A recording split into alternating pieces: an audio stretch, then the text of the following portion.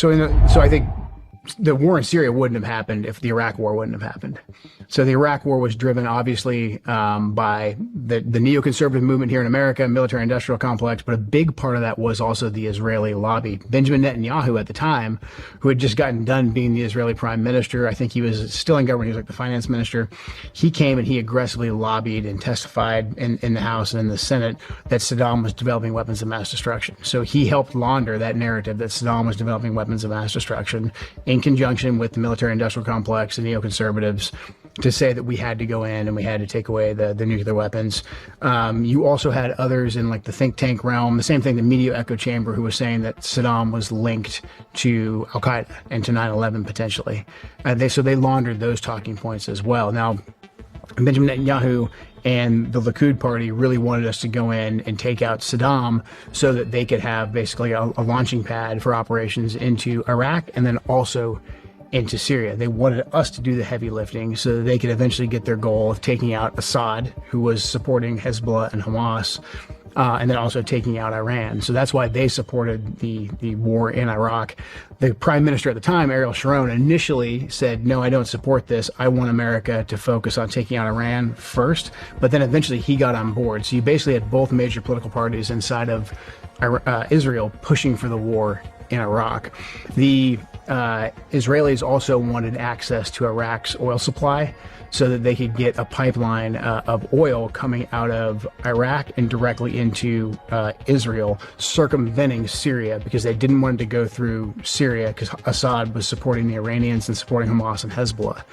So once we got into Iraq and got into that quagmire, the U.S. government, screwed things up so badly that we basically handed over Iraq, as you know, to Iranian-backed Shias that were there.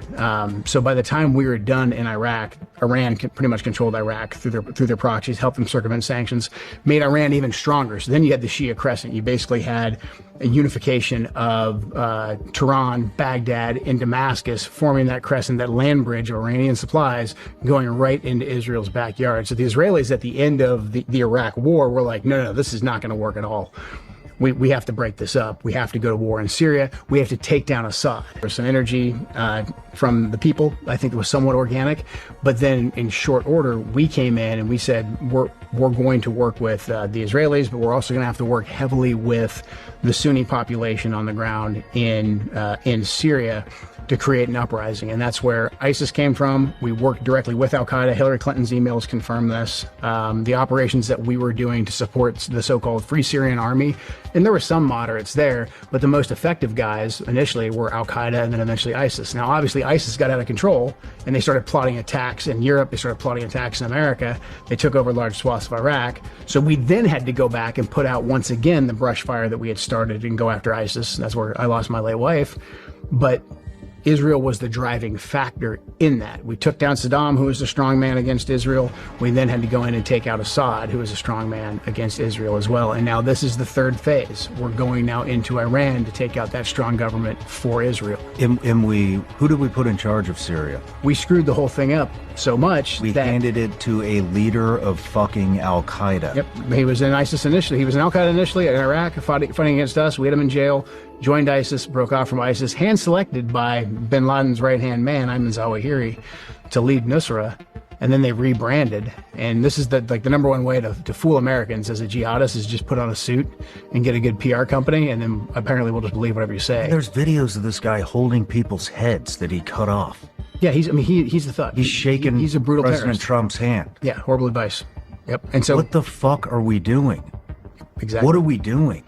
This guy's inviting a fucking terrorist into our house. In the first Trump administration, he had Syria right. He said, we're going to go in, we're going to take out the caliphate because it poses a threat to us, and then we're going to get out. And this is why I supported President Trump, even after losing Shannon, because he was trying to get our troops out. The military was fighting him.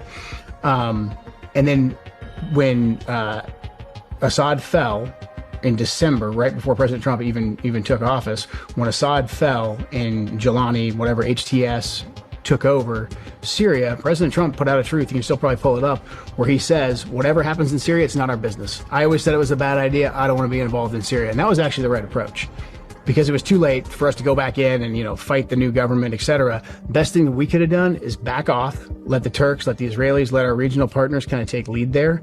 But instead, we went all in with the Shara government. We embraced them, and now we're pretending they're part of like the de-ISIS coalition, and it's an entire mess. Like, look, the Middle East basically, and President Trump used to understand this.